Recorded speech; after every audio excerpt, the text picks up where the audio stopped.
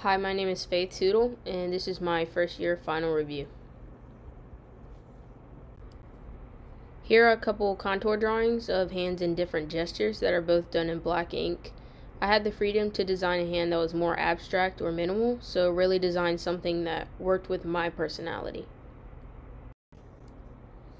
These are a few more contour drawings that are in different mediums to investigate the effects that they might have.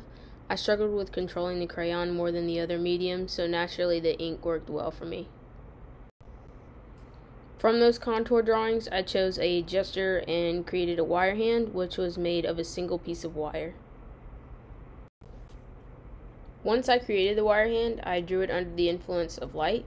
This was a turning point for me because drawing is my weakest skill at the moment, but I was really able to see the effects that the light had on the hand because I was forced to study every aspect of it. After I drew the wire hand, I focused on creating hierarchy within the hand.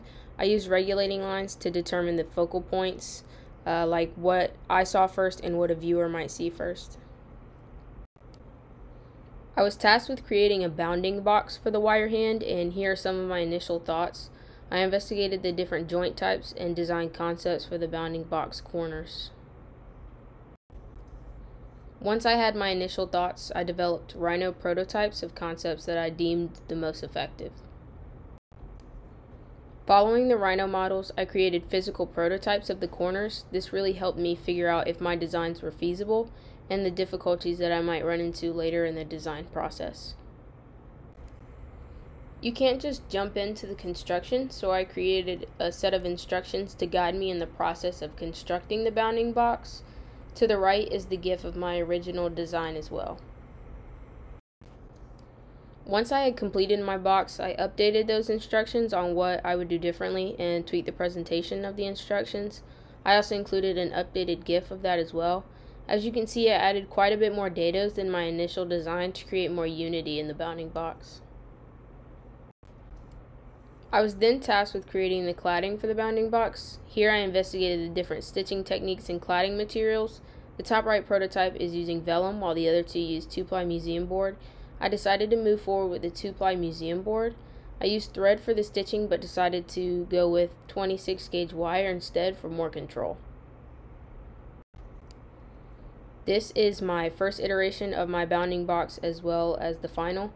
There are a few subtle differences. I originally had 2 layers of cladding on the top of the bounding box, but removed the bottom layer for hierarchy reasons. I wanted more shadows to be viewed from the top.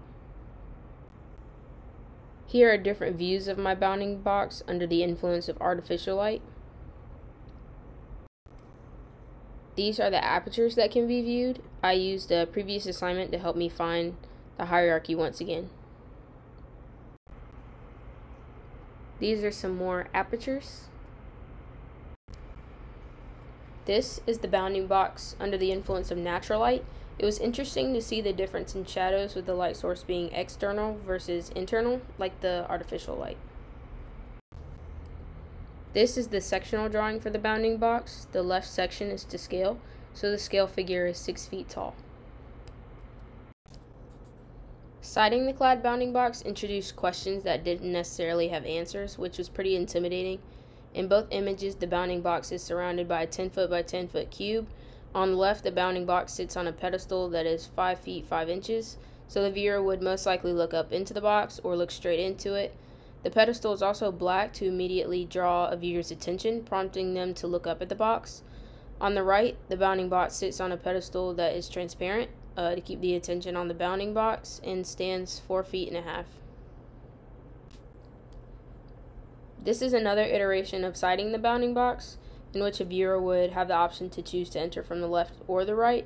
This will allow the viewer's curiosity to guide them into the space and around the bounding box.